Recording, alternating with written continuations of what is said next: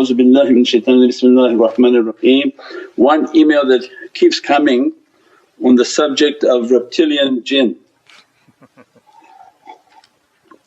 We'll go at first with that one because then they can make that the headliner for Mahdi's videos. So this subject of reptilian jinn, and the Western people, because they have absolutely no understanding of the jinn, then they talk about these creatures who are called reptilian, and that this reptilian they occupy many of high society's people.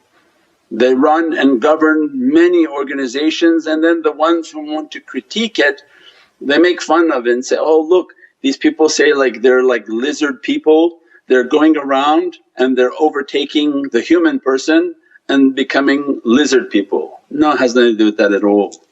This is a breed and a category of the jinn whom are unseen, and that when they manifest and they manifest in the nature and in the character in which Allah gave to them of a reptilian form, that they are green, they look like lizards and they have a different shaykl and different shapes, and they have a dirty nature, violent nature, and that their food are the flesh and bones of mankind.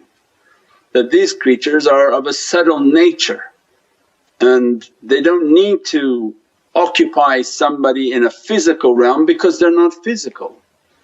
They occupy humans by possession, they possess the human being, and once they enter into the human facility or the human being, they overtake all of their faculties of that insan.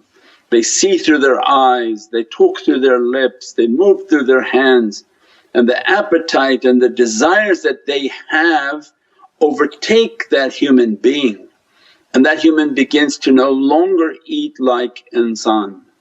So it means that these are a category of possession, these are a category of the jinn nations, and it's very easy for them to overtake this dunya. So when people don't understand that how do they have the ruling class? Well, because they operate under a different set of rules. That imagine somebody with hundreds of millions of dollars, and one of these jinn say, I want to take over that person's life. They merely enter into them and they overtake that individual, and now they operate and own everything that individual owned. Whatever corporation he had, whatever home, whatever house, whatever that individual owns, that jinn now owns it, runs it and occupies it.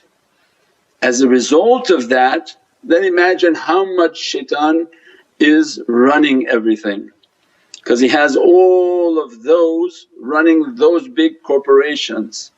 So we said before, this dunya is filled with maqams and stations.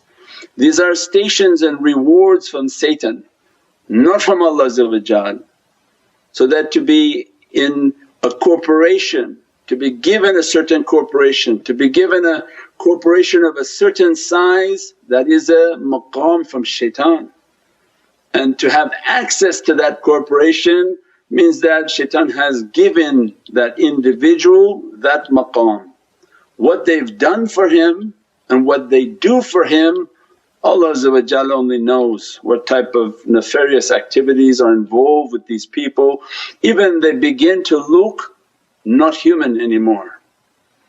Look when they started their work until now, how they're at the peak of even their shaykh and their form has changed.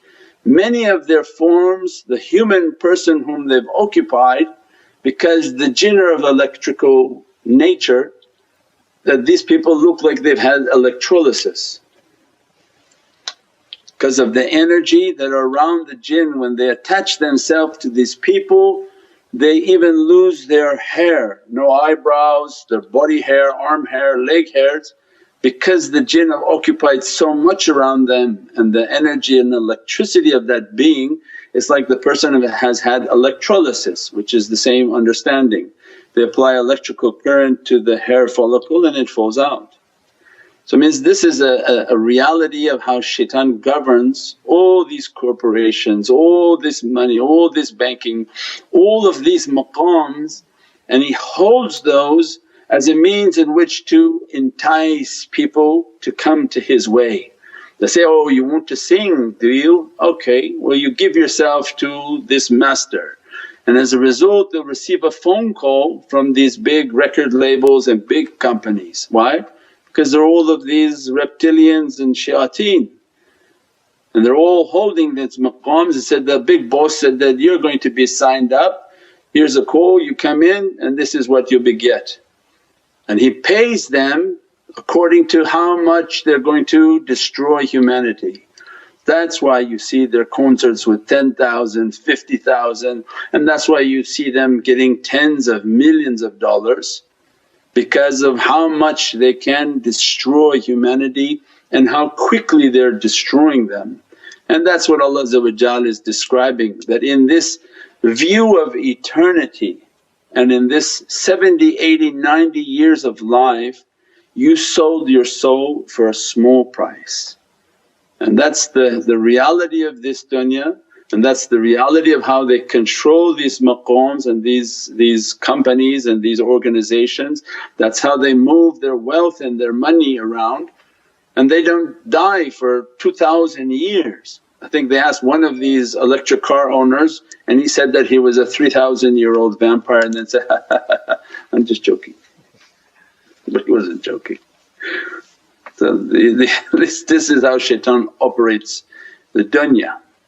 And alhamdulillah, Allah doesn't allow awliya to do that, because they could enter into people and overtake them too, but there are different rules right now. InshaAllah with the sword of Sayyidina Mahdi salam, that these devils be brought down inshaAllah.